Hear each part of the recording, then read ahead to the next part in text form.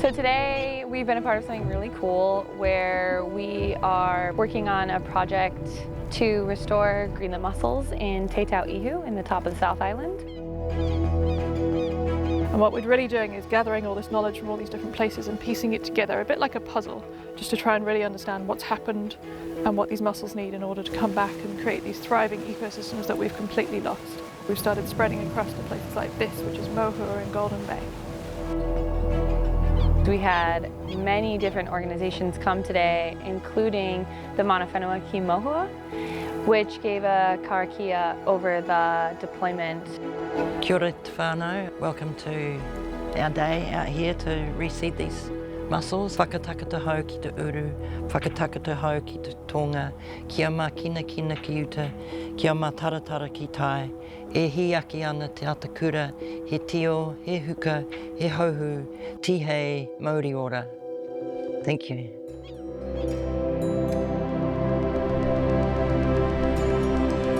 We went to Pohara this morning and the mussel farmers there brought us out on their boat, the Aristocat. Tallies has collected shell from their Machawika factory. The idea being is that that shell creates a substrate for the adult mussels to attach to try to see if that helps mussels to attach and establish. Clearwater mussels had gone above and beyond today and collected 4 tons of mussels that were deployed onto the seabed. We went up to the mussel long lines that they have. They lift the lines up one by one and filter them through this thing. A little bit different than our normal day-to-day stuff, so quite exciting doing a mussel deployment and shell as well. So yeah, so it's a little bit new for us.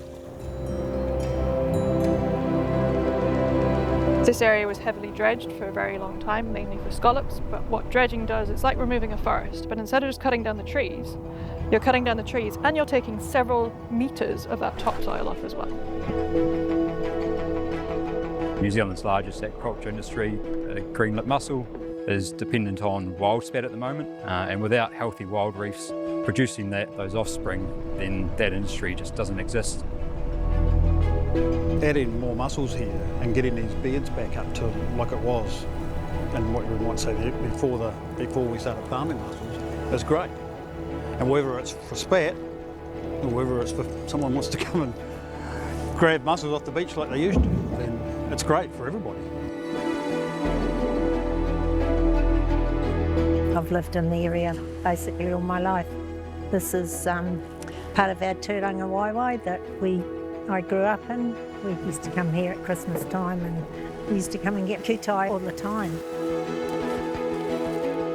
Mohua is a food basket, and a marine food basket in particular, and somehow the things we're doing on land and at sea have made it less fruitful. So we have 2 divers in the water via scuba, and that's what these guys are doing right now. And what they're doing is they are checking on the length and the width of each plot, but they're also pegging down some coir so that we can hopefully give the mussels time to establish onto those rocky or kind of sandy intertidal locations. And now by just putting this one animal down, the Greenland mussels, it actually creates this whole new world where all these other animals then come and create this new ecosystem down on the seafloor. Oh, I'd like it to be really successful. I think it's wonderful. It's something that's looking at, for future generations, is to restore all these reefs.